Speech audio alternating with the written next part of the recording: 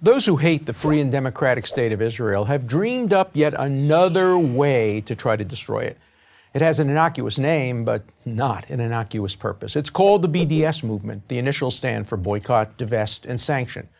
Created by Palestinian academics, it calls on individuals, on companies, on colleges, churches, cities, and even countries to starve Israel economically and isolate it socially. The ostensible reason for this is Israel's alleged mistreatment of Palestinians living in the areas of the Gaza Strip and the West Bank. Condemn the BDS movement in the strongest possible terms.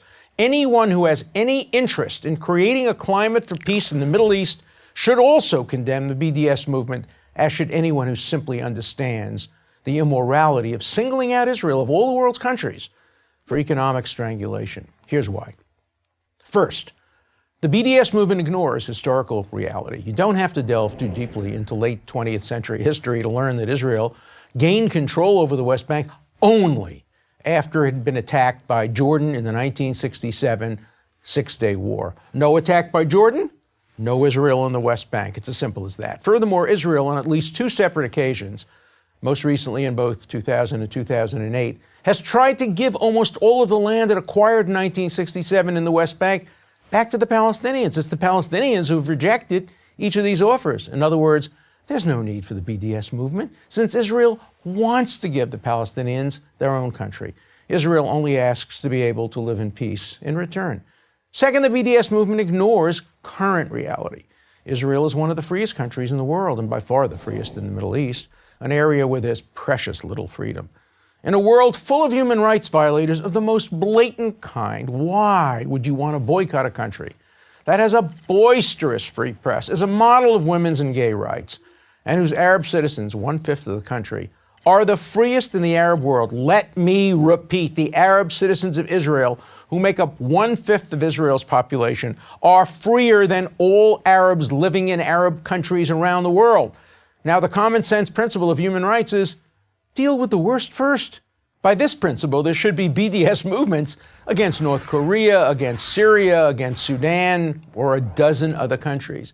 Israel wouldn't even make the list.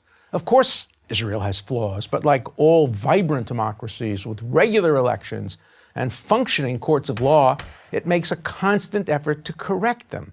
Let's not forget that Israel did not build a security fence on the border of the West Bank or establish checkpoints because it wanted to keep hard-working Palestinians out of Israel.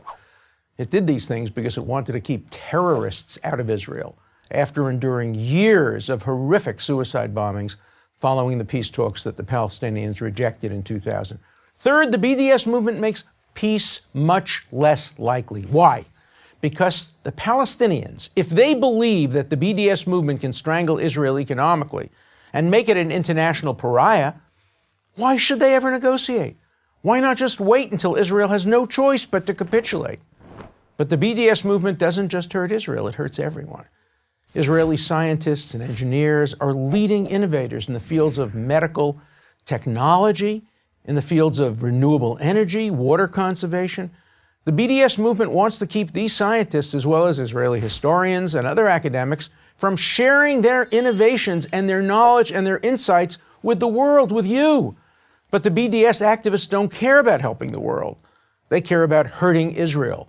This leads to one final issue that has to be confronted: the motives of the people behind the BDS movement. Here, those tempted to support this movement must be very careful.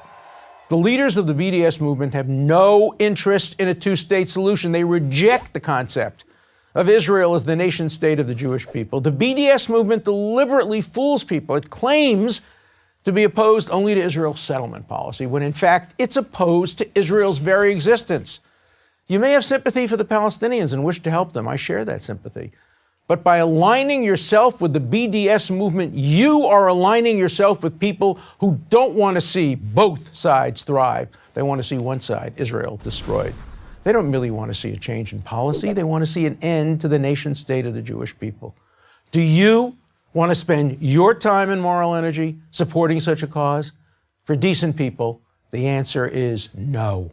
I'm Alan Dershowitz, professor of law at Harvard University for Prager University.